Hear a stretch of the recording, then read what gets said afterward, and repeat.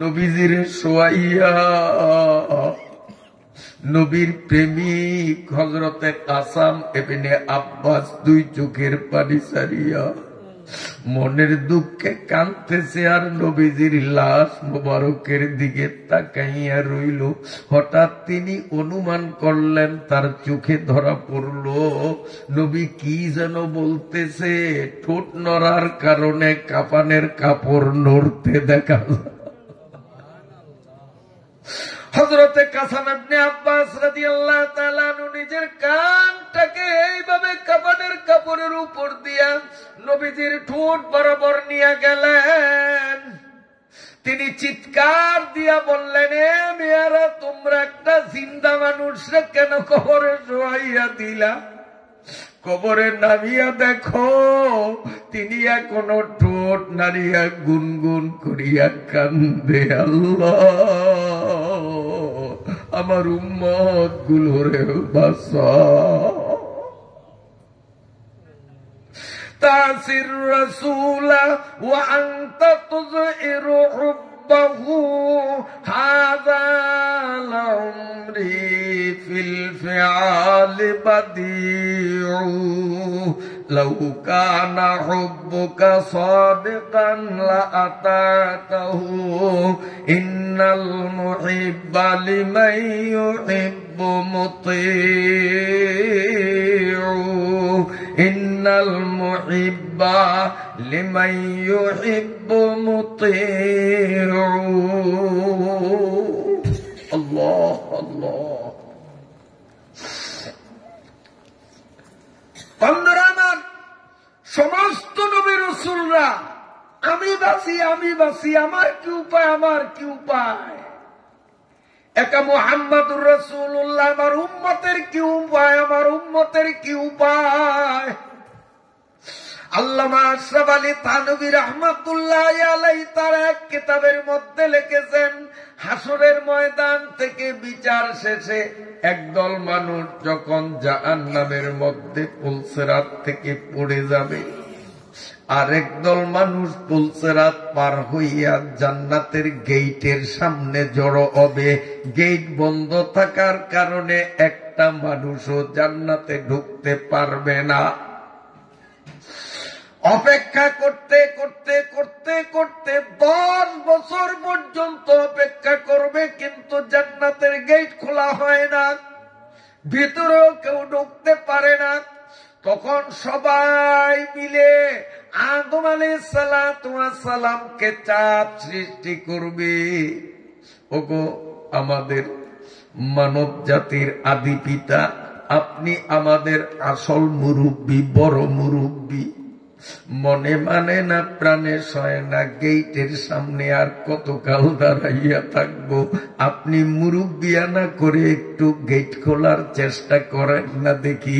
হযরত আদম আলাইহিস সালাম বলবেন, আমারও তো মন মানে না, প্রাণে সয় না, জান্নাতে ঢুকার জন্য আমিও তো পাগল। আদম আলাইহিস সালাম দৌড়াইয়া জান্নাতের গেইটে গিয়া যখন কলিং বেল চাপ দিবে, দরজা যখন করাঘাত করবে, ভিতর থেকে ফেরেশতারা বলবে, কে আপনি, কেন আসলেন? হযরত আদম আলাইহিস সালাতু ওয়াস সালাম বলবেন, 10 বছর পর্যন্ত দাঁড়াইয়া রইলাম, আর মনেরে বুঝ দিতে পারি না, দয়া করিয়া গেটটা খোলো, একটু মাওলার জান্নাতে ঢুকবো। আমি আদম, ভিতর থেকে আওয়াজ আসবে না, চাবিওয়ালা আসেনি, আপনি চলিয়া যান। আদম আলাইহিস সালাম ব্যর্থ মনোরথ হইয়া ফিরে আসবেন। অপেক্ষা করতে করতে করতে করতে আবারও 10 বছর চলে যাবে। 10 বছর পরে সবাই মিলিয়া পরামর্শ করিয়া নূহ নবীকে বলবে, ও নূহ নবী, আপনাকে দুনিয়ায় মানুষ আদমে সানি, দ্বিতীয় আদম বলতো। প্রথম আদম ব্যর্থ হয়ে গেলেন, আপনি দ্বিতীয় আদম, একটু চেষ্টা করেন। একটু চেষ্টা করেন। নূহ নবী বলবেন, এই জান্নাতের আশাই তো ৯৫০ বছর পর্যন্ত বেঈমানের পাথরের আঘাতে শরীর ঝাঁঝরা বানাইলাম। ওই জান্নাতের গেইটে আর দাঁড়াইয়া থাকা আমার মনে মানে না। নূহ নবীবার ২০ বছরের মাথায় নূহ নবী দৌড়াইয়া যাবেন, কলিং বেলে চাপ দিবেন, ভিতর থেকে বলবে কে কেন। নূহ নবী বলবেন ৯৫০ বছর পর্যন্ত বেঈমানদের পাথরের আঘাতে সারা শরীরের চামড়া গোশত থেতলাইয়া দিলাম। ওই জান্নাতের সামনে ২০ বছর দাঁড় করাইয়া রাখলা, গেট কেন খোলো না? মনে মানে না, প্রাণে সয় না, আমরা ভিতরে ঢুকবো, হয়তো গেট খুলে দাও, নইলে আমরা সবাই মিলে একজোটে আক্রমণ করে গেট ভেঙ্গে ভিতরে ঢুকবো। আর আমরা মনেরে মানাইতে পারি না। ভেতর থেকে বলবে, অগুনহু, আপনারা কতজন লোক এখানে? এর থেকেও কয়েক কোটি গুণ লোক একত্রিত হইয়াও আল্লাহর জান্নাতের গেট ভাঙ্গা সহজ হবে না, সম্ভব হবে না, গেট বড় শক্ত। তাহলে খুলে দাও। ভিতর থেকে বলবে, যার হাতে চাবি তিনি তো এখনো আসলেন না, গেট কেমনে খুলবো? নূহ নবী বলবেন, চাবিওয়ালার ঠিকানা দাও। কে তিনি? নাম পরিচয় ঠিকানা একটু দিয়া দাও। ভিতর থেকে বলবে, ও নূহ নবী, আদম থেকে নিয়ে ঈসা পর্যন্ত সমস্ত নবী রাসূলগণ, সমস্ত পীর আউলিয়া, ইমানদার নেককার মুমিন গুলো, আপনারা সবাই জান্নাতের জন্য পাগল হইয়া নাচানাচি করেন, কিন্তু জান্নাতের চাবিটা হলো যার হাতে, তিনি হলেন উম্মতের কান্ডারি নবী, আখিরি নবী, রহমাতুল লিল আলামিন। তিনি জান্নাতের জন্য পাগল না। হাসরের ময়দানে যাইয়া দেখেন, উম্মতের জন্য পাগল হইয়া আখিরি নবী একবার আল্লাহ আরশের খুঁটির গোড়ায় সেজদায় কান্দে, আরেকবার যাইয়া দেখবেন মিজানের পাল্লার কাছে যাইয়া কান্দে, আরেকবার যাইয়া দেখেন পুলসিরাতের গোড়ায় যাইয়া কান্দে। আল্লাহ, আমার উম্মত জাহান্নামে রাখিয়া উম্মতের নবী তোমার জান্নাতে যাব না। जिस दिल में इसके मोहम्मद नहीं,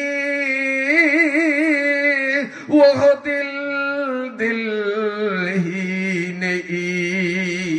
जिस दिल में इसके मोहम्मद नहीं, वो दिल दिल ही नहीं। लाखों मोमिन हो मगर ईमान में कामिल नहीं। আবার ভাইরা, ইল্লা মান আযিনা লাহুর রহমান, কেউ কথা বলতে সাহস পাবে না, কেবল যাকে আল্লাহ কথা বলার অনুমতি দিবেন। কারে অনুমতি দিবেন? ১ নম্বরে অনুমতি দিবেন আমাদের নবীকে, তিনি আমাদের জন্য সুপারিশ করবেন। ২ নম্বরে অনুমতি দিবেন আল্লাহ সমস্ত নবীদেরকে। সমস্ত নবীরা নিজেদের বেলনাই বেলবেন, নিজেদের চিন্তায় মগ্ন থাকবেন। ৩ নম্বরে অনুমতি দিবে আখিরি নবীর উম্মতের আলেম ওলামাদেরকে। আল্লাহ বলবেন, ও আলেমরা, আমার সাথে কথা বলতে তোমাদের কোনো ভয় নাই, যা বলার আমি আল্লাহর সাথে ফিরি মনে বলো। ওয়াকালা সাওয়াবা, আলেমরা অনুমতি পাইয়া ব্যাঠিক বলবে না ঠিক বলবে? ঠিক বলবে না ব্যাঠিক? আল্লাহ বলেন ওয়াকালা সাওয়াবা, আলেমরা অনুমতি পাইয়া সঠিকই বলবে। আল্লাহ অমুক জায়গায় আমারে দাওয়াত দিছে, কোরআনের তাফসীর শুনবে, আমিও আসছি কিন্তু এলাকার লোক আসলো না, মাত্র আঙ্গুল দিয়ে দেখে দেব অমুকে অমুকে অমুকে অমুকে, এই হাতে গোনা কয়জন পাইছি, বাকিওয়ালাদের পাই নাই। এটা আমার কথা না, আল্লাহর কোরআনের কথা। ওয়াকালা সওয়াবা, আলেমরা সেদিন একটুও মিথ্যা বলবে না। মাহফিলে যতজন পাইছে অতজনেরই দেখাইয়া দিবে, আল্লাহ তোমার কোরআনের মাহফিলে এরে এরে এরে পাইছি। এই এলাকায় আরো শত হাজার মানুষ ছিল, এদের পাই না। ওয়াকালা সওয়াবা,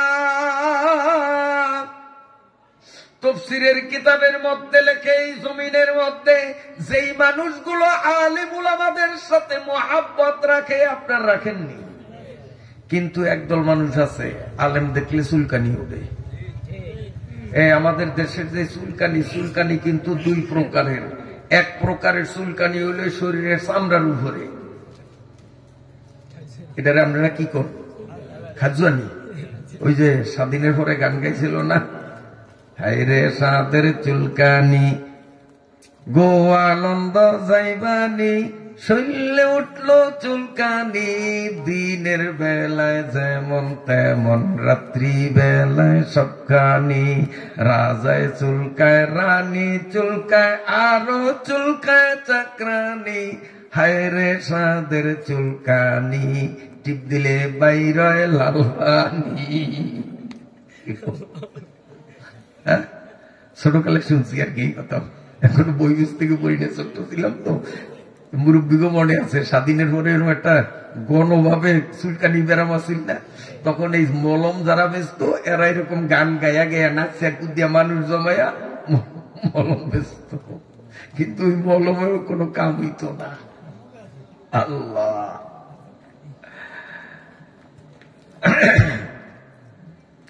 যাই হোক, তো চুলকানি দুই রকম। এক রকমের চুলকানি হইল চামড়ার উপরে, এটা মলম লাগাইলে ভালো হয়। আরেক ধরনের মানুষের চুলকানি কিন্তু চামড়ার উপর না, এদের চুলকানি হলো মনের মধ্যে। আলেম ওলামা, টুফিওয়ালা, দাড়িওয়ালা, ইমাম, মুয়াজ্জিন, মুফতি, মালানা দেখলেই কলজার মধ্যে খালি কল খাজ হয়। আপনাকে দেশে নাই মনে হয়? হ্যাঁ, আল্লাহ, যেই মানুষগুলো দুনিয়াতে আলেমদের সাথে সম্পর্ক রাখবে, ইমাম সাহেবের সাথে বাজারে দেখা, সালাম দিল, এক কাপ চা 5 টাকা খরচ করিয়া খাওয়াইলো, কথার কথা। বাড়িতে আজকে মেহমান আসছে, ভালো খাওয়ানোর আয়োজন, ইমাম সাহেব মুয়াজ্জিন সাহেবরে ধইরা বাড়িতে নিয়ে গেলেন, হুজুর 4টা ডাল ভাত খান। আসানের মানুষ বহুত আছে।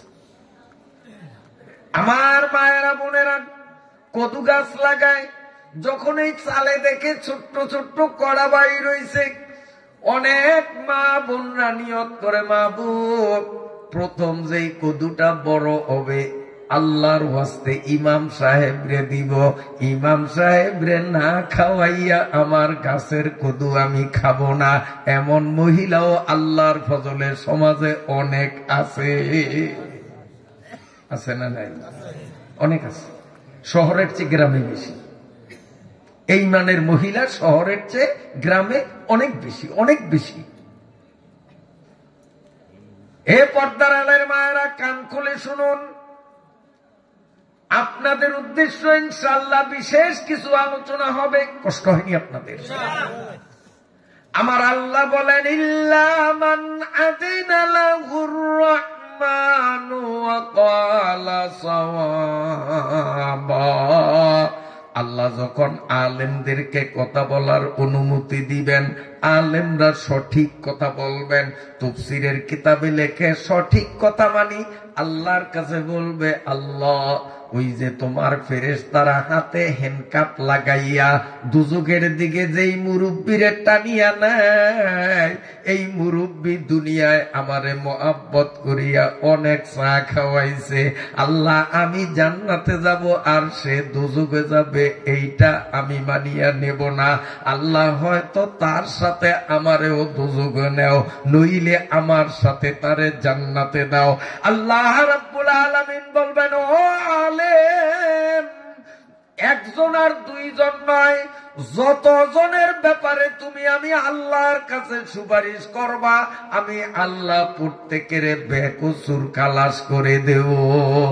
আর ও আলেম, তোমার সাথে দুনিয়ায় যারা বেয়াদবি করছে, তোমারে দেখলেই যাদের কলিজায় চুলকানি উঠত, একটা একটা করিয়া আঙ্গুল দিয়া আমি আল্লাহরে দেখাইয়া দাও। আমি আল্লাহ আলেমদের সাথে শত্রুতার মজাটা কেমন 16 আনায় 16 আনা দেখাইয়া দেব। নাউজুবিল্লাহ, নাউজুবিল্লাহ। কাজে আলেম ওলামাদের সাথে মহব্বত রাখা ভালো না শত্রুতা রাখা ভালো? মহব্বত রাখবেন তো ইনশাআল্লাহ। ইমাম সাহেবকে সম্মান করবেন। আল্লাহ, একটা মজার কথা মনে পড়ছে, কইতাম নি এই ঢাকার কথা। ঢাকা এক মসজিদের ইমাম সাহেবের বেতন হইল 6000 টাকা। কত? এখন মসজিদ কমিটির বিভিন্ন লোকজন থাকলে এরা মনে মনে হয়তো চিন্তা করতে পারে, আল্লাহ রে, ঢাকায় 6000 টাকা আর আমি শহরের মধ্যে ইমামের বেতন দেই 10,000 টাকা। আমরা কত ভুল করছি। কালকেই মিটিং ডাকবো, মিটিং ডাকিয়া ইমাম সাহেব বেতন 4000 টাকা তার এরকম সিদ্ধান্ত হয়তো অনেকে মনে মনে নিত পারে। কারণ দেখছি মসজিদের টাকা ব্যাংকে গুনে খায়, বান্ডিলে বান্ডিলে টাকা। এরপরেও ইমামের বেতন, মুয়াজ্জিনের বেতন 5টা টাকা বাড়াইতে কমিটির কলজাটা ছিঁড়িয়া যায়। এইরকম দুষ্ট কমিটি, এইরকম পাষাণ হৃদয়ের কমিটির লোক আপনাকে ঈশ্বরে নাই। এদের বেগুন বুজুর্গ মানুষ, আল্লাহ আল্লাহ। 12 মাসে 13 মাস বাহি, বেতন 6000। ভালো করিয়া শোনেন, বেতন কত টাকার ইমামের? 6000 টাকা। ইমাম সাহেব কমিটির সভাপতির পিছনে হাঁটতে হাঁটতে জুতার তলা ক্ষয় করিয়া ফেলাইছে, কামায় না। কারি মশাব এত বাড়াবাড়ি করেন কা? আল্লাহ বরকত দিব। ওই 6000 টাকার মধ্যেই বরকত আছে। যে ওনারে কয় 6000 টাকার মধ্যেই বরকত আছে, সে কিন্তু বিরাট চাকরি করে, লক্ষ টাকার উপরে তার বেতন। এরপরে ঘুষ তো কত আছে তার তো কুল কিনারাই নাই। আর ঘরে খাওয়া নিয়ে মাত্র একজন, কারণ আগে আছিল 2টি সন্তান যথেষ্ট, আর এখন হলো 1টি হলে ভালো হয়। এখন তো সেই যুগ, তো ওরা তো 1টি হলে ভালো হয়, খাওয়া নিয়ে আছে একজন। আর ইমাম সাহেব হুজুর তো আর ওই সমস্ত 2টি সন্তান যথেষ্ট, 1টি হলে ভালো হয়, ইমাম সাহেবরা তো এগুলি বিশ্বাস করে না। এই জন্য আল্লাহ রহমতে বছর ঘুরিয়া সারে না নতুন মেহমান, বছর ঘুরিয়া সারে না নতুন মেহমান, আষ্ট্র দোষ গফলা পাই। তারপরেও বেতন 6000। আর ওর খাওয়ার মতো লোক করে একজন, পোলা হোক মাইয়া হোক একটা, তারপরেও 1 কোটি টাকা বেতন। এরপরে আপনার ঘুষ তো কত আছে, হ্যাঁ তো হিসাবই নাই, হ্যাঁ বড় টান। আর ওনারে 6000 টাকার মধ্যে বরকত আছে। 6000 টাকার মধ্যে কি বরকত আছে? 6000 টাকা দিয়ে একটা মানুষ বাঁচবো কেমনে? 6000 টাকা দিয়া তো একটা মানুষ মরতেও পারে না। হুজুর এটা কি কইলেন? কারণ একটা মানুষ যদি ইমাম সাহেব যদি অন মারা যায়, তো এই ব্যাটারে ওই আপনার ওই কি কয় সাবান, বাঁশ, তারপরে আপনার ওই সাদা কাফানের কাপড়, 6000 টাকা দিয়ে কি সম্ভব নেই বাজারে? তো 6000 টাকা দিয়ে তো মরতেও পারে না। 6000 টাকা দিয়া এই 10-12 জন ফ্যামিলি সদস্য নিয়ে এইভাবে বাঁচে কেমনে? এই চিন্তা যেই কমিটির মাথার মধ্যে নাই, এরা কমিটিতে থাকার যোগ্য না, এদেরকে বহিষ্কার করা উচিত, নতুন কমিটি গঠন করা উচিত। এরা আলেমের মূল্যায়ন জানে না, এরা আলেম বিদ্বেষী। মসজিদের পায়খানা টাইস বানায়, ও জেনে মুতবো, মুতার জায়গায় টাইস করে, এসি লাগায়, ইমামের বেতন 5 টাকা বাড়াইতে পারে না। এই সমস্ত কুলাঙ্গার গুলো মসজিদ কমিটিতে থাকার যোগ্যতা রাখে না। বেজার হয়েছেন আমার কথা? লাগে যাও না, ওর বাপের টাকা, মসজিদ পান্ডের টাকা, ইমামকে মানসম্মত বেতন দিবে, তোমার কলজা এত সিরিয়া জায়গা খালি বুঝায় হুজুর এই 6,000 টাকার মধ্যে বরকত আছে, বরকত আছে। হুজুরের জুতার তলা ক্ষয় করিয়া বালাইছে, মগর কাম হয় নাই, বেতন বাড়ায় না। যাই হোক, বেচারায় গরিব মানুষ কি করবে, যাইবে কই, উপায় নাই,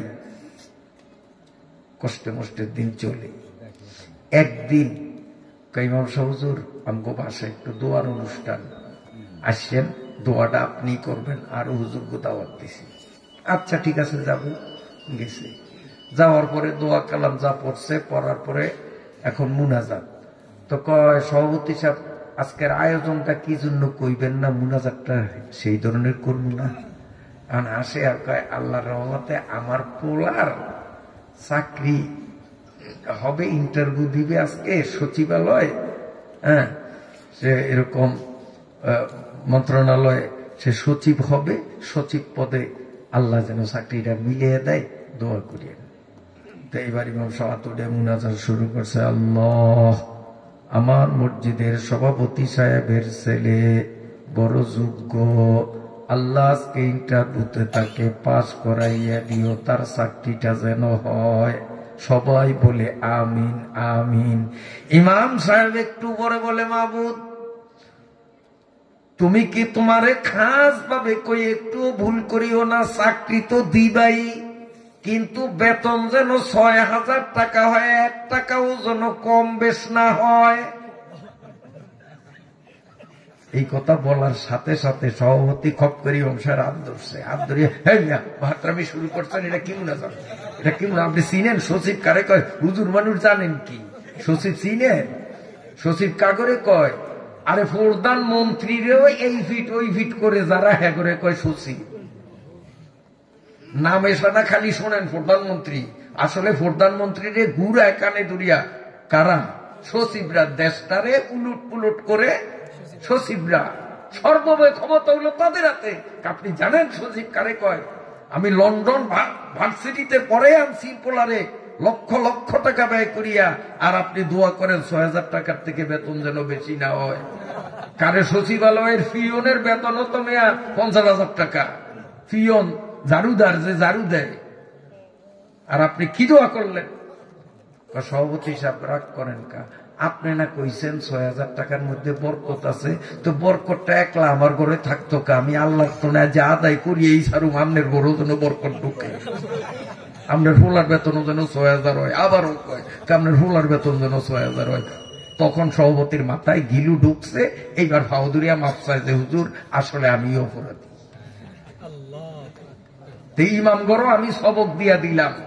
মসজিদ কমিটির মসজিদ তহবিলে টাকা থাকা সত্ত্বেও বর্তমান বাজার অনুপাতে ভারসাম্য রক্ষা করিয়া যদি বেতন বৃদ্ধি না করে, আপনারাও দোয়া এই কায়দায় চালাইয়া দিবেন, তুই ওনাকে উসুই রাগ হয়েছেন নি আপনারা? খোসা লাগছে মনে হয় কারো গায়ে। মসজিদ কমিটির কেউ থাকলে উঠিয়া তো অবশ্যই যাইব, কারণ গায়ে লাগছে।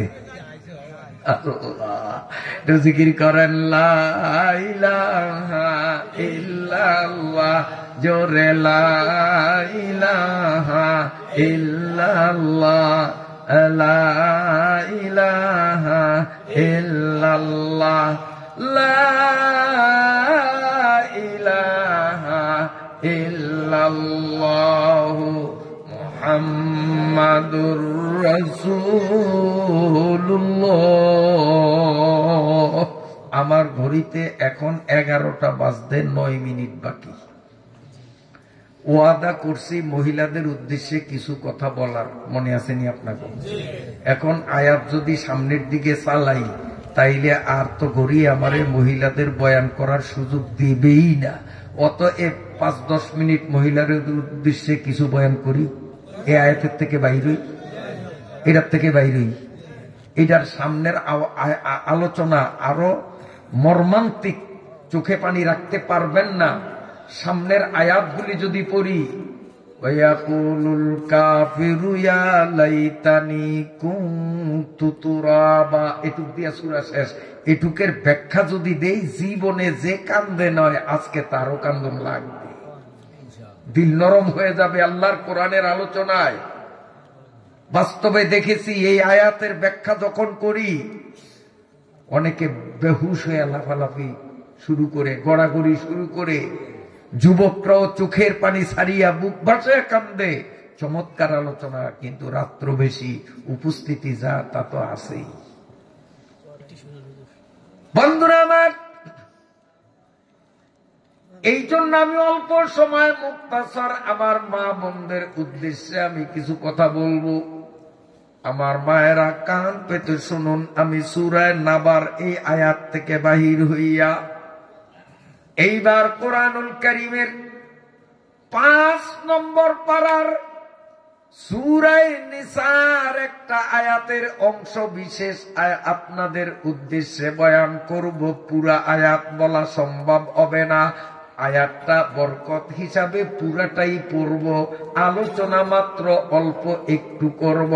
আমার আল্লাহ বলেন, আর-রিজালু কাওয়ামুনা আলান নিসাই বিমা ফাদ্দালাল্লাহু বা'দাহুম আলা বা'দ ওয়া বিমা আনফাকু মিন আমওয়ালিহিম ফাস-সালিহাতু কানিতাতুন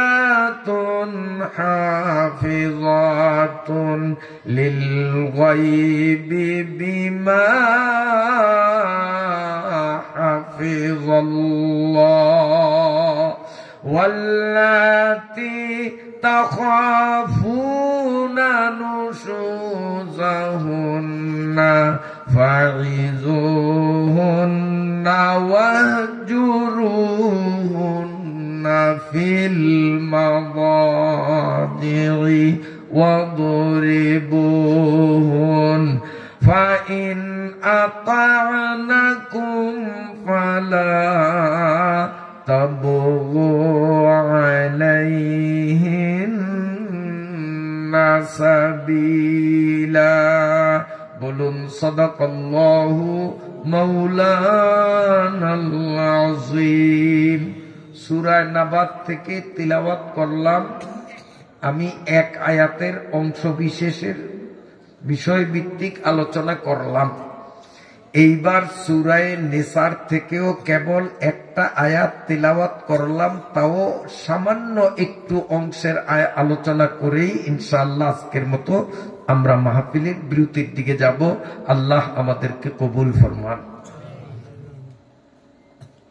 এই পর্দার আড়ালের মা বোনরা খুব খেয়ালে শোনেন। আমার আল্লাহ এই আয়াতে বলেন, আর-রিজালু কাওয়ামুনা আলান নিসা, নারীদের উপর পুরুষদেরকে আল্লাহ মর্যাদা সম্পন্ন করেছেন। নারীদের উপর আল্লাহ পুরুষদেরকে মর্যাদা বেশি দিয়েছেন। এজন্য আপনার সর্বশক্তি নিয়োগ করিয়া মনে প্রাণে আল্লাহর সন্তুষ্টির জন্যে স্বামীর খিদমত করবেন, মরতে দেরি জান্নাত পাইতে দেরি হবে না। এই আয়াত নাজিল হওয়ার পর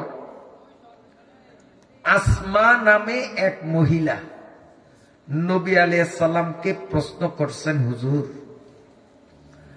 আয়াতে আল্লাহ বললেন যে পুরুষরা আমাদের থেকে অনেক বড়, আমরা ছোট, আমরা তাদের খিদমত করতে হবে। তবে জানতে চাই নবী, খিদমতের পরিমাণটা কতটুকু, কতটুকুন খিদমত করলে আমরা স্বামীর খিদমত থেকে ছুটি পাইতে পারি, খিদমতের পরিমাণটা কি? আল্লাহ পাকের নবী বলেন, আবু দাউদ শরীফের হাদিস, এ মায়েরা ভালো করিয়া শোনো, আবু দাউদ শরীফের হাদিস, আল্লাহ পাকের নবী বলেন, হে আসমা, গোটা দুনিয়ার মুসলিম মহিলাদের জানাইয়া দাও, কিয়ামত পর্যন্ত যত মুসলিম মহিলা আসবে সবার কানে আওয়াজ পৌঁছাইয়া দাও, কোন মহিলার স্বামীর মাথার তালু থেকে পায়ের তালু পর্যন্ত সারা শরীরে যদি অসংখ্য ফোড়া, প্রতিটা ফোড়া পাকছে, পুজ ব্যথায় চিল্লা চিল্লি করে, এই অবস্থায় কোন স্বামী ভক্ত স্ত্রী যদি চিন্তা করে, আমি যদি আমার হাতের আঙ্গুল দিয়া টিপিয়া টিপিয়া স্বামীর ফোড়ার পুজগুলো বাইর করতে যাই, আঙ্গুল শক্ত কারণে টিপ দিলে স্বামী ব্যথা একটু বেশি পাইবে, এই জন্য মহিলা নিজের আঙ্গুল দিয়া না টিপিয়া নিজের জিহ্বা দিয়া চাটিয়া চাটিয়া স্বামীর সারা শরীরের পুজগুলো যদি পরিষ্কার করিয়া দেয়, নবী বলেন তারপরেও স্বামীর খিদমত থেকে ছুটি হবে না। জিনাতুন নিসা নামক কিতাবের মধ্যে লেখা আছে, পর্দার আড়ালের মায়েরা, আমার নবী তো কোন জীবিত, নবীজি জীবিত থাকাকালীন অবস্থায় একটা বাড়ি, দোতলা বাড়ি, নিচতলা শ্বশুর বাড়ি, দোতলা হলো জামাই বাড়ি, একই বিল্ডিং একই দালা, নিচতলা শ্বশুর বাড়ি, উপরতলা হলো জামাই বাড়ি। উপরতলার পুরুষ মানুষটা সফরে যায়, স্ত্রীকে যাওয়ার সময় বলে, ও স্ত্রী, আমি বাড়ি না আসা পর্যন্ত আমার অনুমতি ছাড়া কোথায়ও যাইও না। স্ত্রী স্বামীর হাত ধরিয়া বলে, ও প্রাণ প্রিয় স্বামী, আমারে বিয়া করিয়া সংসারে আনার পরে জীবনে কি কখনো দেখছেন আপনার ইচ্ছার বাইরে, আপনার অনুমতির বাইরে কখনো আমি কিছু করছি? কয় না। কয় তাহলে নিশ্চিত থাকেন আমি আপনার অনুমতি ছাড়া আপনার বাড়ির বাইরে জীবনেও যাব না। وقال النبي صلى الله عليه وسلم أيما امرأة ماتت وزوجها عن أراضٍ دخلت الجنة, যেই মহিলা কথা ও কাজে স্বামীর মন খুশি করিয়া মরিবে, ওই মহিলা মরার সঙ্গে সঙ্গে জান্নাতের 8টা গেট আমার আল্লাহ খুলিয়া দিবেন। ভক্তে আল্লাহ, মোমেনারা মাই ডিয়ার, কদপতে হাবাবে জান্নাত কামহিয়ার, জান্নাতের 8 দরজা থেকে ওই মহিলাকে আল্লাহ ডাকতে থাকবে, আসো আসো আসো। এ মায়েরা শোনো, পুরুষ মানুষটা তো চলে গেল, 1 দিন 2 দিন 3 দিন 5 দিন 7 দিন 10 দিন গত হলো, স্বামী এখনো বাড়ি ফিরত আসলো না। নিচতলার থেকে দোতলায় মেয়েটার কাছে খবর গেল, শুনছনি কি? তোমার বুড়া বাবা মারাত্মক ভাবে অসুস্থ, দেশ গ্রামের মানুষ সবাই তোমার বাবারে এক নজর দেখতে আসে, আর তুমি দোতলায় থাকিয়াও বাবারে দেখতে গেলা না, ভীষণ ভাবে অসুস্থ। মেয়েটা বলছে, তোমরা দয়া করিয়া নবীজির কাছে যাইয়া জিজ্ঞাসা করো, আমার স্বামী আমারে বলিয়া গেছেন তার অনুমতি ছাড়া যেন তার বাড়ির বাইরে না যাই। আমার স্বামী তো এখন বাড়িতে আসেন নাই, অনুমতিও নিতে পারি নাই, এই অবস্থায় আমার অসুস্থ বাবাকে দেখার জন্য দোতলার থেকে নিচতলায় নামতে পারবো কিনা? আমার নবীরে জিজ্ঞাসা কর। লোকেরা গিয়ে যখন জিজ্ঞাসা করছে, নবীজি সাল্লাল্লাহু আলাইহি ওয়াসাল্লাম জানাইয়া দিলেন, মহিলাদের জন্য 1 নম্বরে আল্লাহ, আল্লাহর পরে 2 নম্বরে স্বামী, তিন নম্বরে হলো মা বাবা।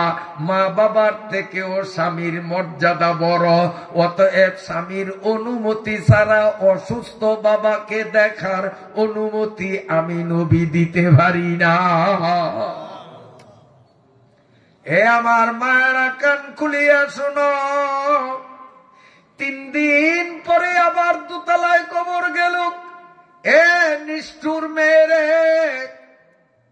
দীর্ঘদিন পর্যন্ত তোর বাবা রোগ সজ্জায় কাতরাইল, হাজারো মানুষ তোর বাবারে দেখতে আসলো, এক নজর দেখতে গেলি না। ডাক্তাররা নিদাবি দিয়া দিছে, তোর বাবার চোখ উল্টাইয়া গেছে, গাল বাঁকা হইয়া গেছে, রুহুটা যায় যায় প্রায়। আত্মীয় স্বজন পাড়া প্রতিবেশী ফোঁটা ফোঁটা পানি দেয়, বিদায়ের পানি, মুখে পানি দেয়। মরণকালে বাবার মুখে 1 ফোঁটা পানি দেওয়ার ইচ্ছা থাকলে দেরি করিস না। মেয়েটা 2 চোখের পানি গড়গড় করিয়া সারিয়া কান্দে আর বলে না, বাবার থেকেও স্বামী বড়।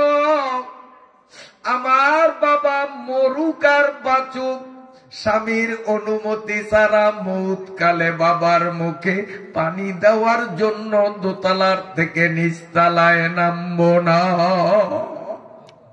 মেয়েটা 2 চোখের পানি সারিয়া বাবার জন্য কান্দে।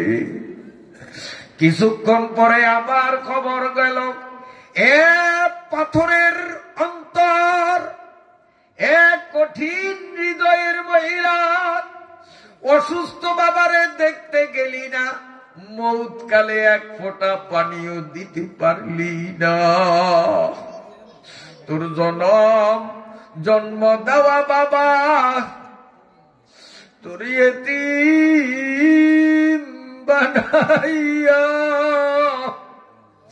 দুনিয়ার থেকে বিদায় হইয়া গেছে রে। গরম পানি বড়ই পাতা সিদ্ধ হইয়া গেছে, সাবান রেডি হইয়া গেছে, কাপানের কাপড় বাজার থেকে আনা হইয়াছে। ওই যে ময়দানের মধ্যে মুসল্লিরা জানাজা পড়ার জন্য কাতার দ্বারা দাঁড় করিয়াছে, অল্পক্ষণের মধ্যেই তোর বাবারে কবরে রাখা হবে। দেশ গ্রামের মানুষ কাপানের কাপড় ফাঁক করিয়া করিয়া তোর বাবারে শেষ দেখা দেখি। জীবনে আর বাবার মায়ালু মুখ দেখার সুযোগ পাবি না। তোর বাবার লাশ ঘর থেকে বাইর করার আগে জীবনের শেষবারের মতো বাবারে 1 নজর দেখলে তাড়াতাড়ি আয়।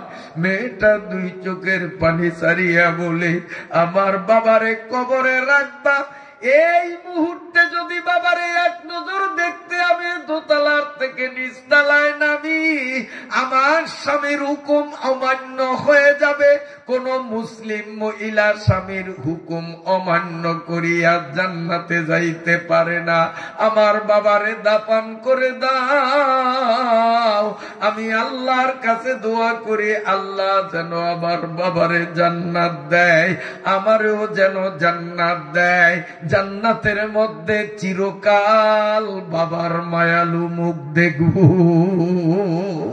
আমি দুনিয়ায় বাবার মুখ দেখিয়া জান্নাত হারাইতে চাই না। ওয়াকাল النبي صلى الله عليه وسلم المرأة إذا صلت خمسها وصامت شهرها وأحسنت فرجها وأطاعت بعلها فلتدخل من أي أبواب الجنة شاءت। আমার নবী বলেন, ও মুসলমান মহিলারা, মাওলার জান্নাতে যাইতে তোমাদের সোজা হিসাব, মাত্র হাতে গোনা 4টা কাম যদি তোমরা করতে পারো, আমি নবী ঘোষণা দিয়া দিলাম যে মুসলমান মহিলা মাত্র 4টা কাম দুনিয়ার জীবনে করিবে, আমি নবী ঘোষণা দিয়া দিলাম জান্নাতের 8টা গেট তার সম্মানে খুলিয়া দেওয়া হবে। 1 নম্বর আলমারআতু ইজা সাল্লাত খামসা, মাগো 5 ওয়াক্ত নামাজ রীতিমতো পড়া। 2 নম্বর হলো ওয়াসামাত শাহরা, রমজান মাসের রোজা রাখা। 3 নম্বর হলো পর্দা পুশিদা মানিয়া নিজের সতীত্ব রক্ষা করা। 4 নম্বর মনে প্রাণে স্বামীর খিদমত করা। নবী বলেন এই 4টা কাম যেই মহিলা করবে, আমি নবী ঘোষণা দিলাম তার জন্য আল্লাহ জান্নাতের 8টা গেট খুলিয়া দিবে। সুবহানাল্লাহ। মেয়েটা উপরে দোতলায় বসে বসে কাঁদতেছে, এদিকে দাপান শেষ, মুসল্লিরা যার যার বাড়ির দিকে রওনা।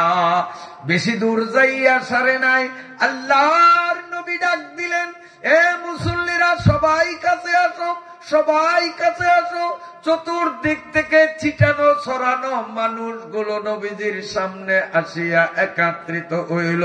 আল্লাহ পাকের নবী বলেন, এই মাত্র আল্লাহর ফেরেশতা জিব্রাইল আমার কাছে আসছে, আসিয়া আমাকে বলল, হুজুর যেই বুড়িয়ার জানাজা দিয়া কেবলমাত্র একটু আগে দাফন করছেন, ইয়া রাসূলুল্লাহ এই বুড়িয়ার জীবনের ছোট বড় কোনো আমল আল্লাহর দরবারে কবুল হয় নাই। বুড়িয়ার জন্য জাহান্নামের সাপ, জাহান্নামের বিচ্ছু, জাহান্নামের আগুন অপেক্ষমান ছিল। বুড়িয়ার জীবনের কোন নেক আমল কবুল হয় নাই। কিন্তু নবী এই বুড়িয়ায় মাইয়ার মতো মাইয়া পয়দা করিয়া বুড়িয়া কপাল খুলিয়া গেছে। এই বুড়িয়ার মাইয়া তার স্বামীর হুকুমকে প্রাধান্য দেওয়ার কারণে পানি হইতে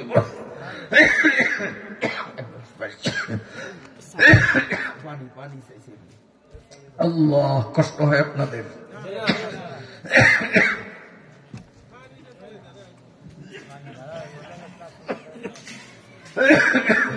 আসলে কষ্ট হয় আপনাদের। আল্লাহ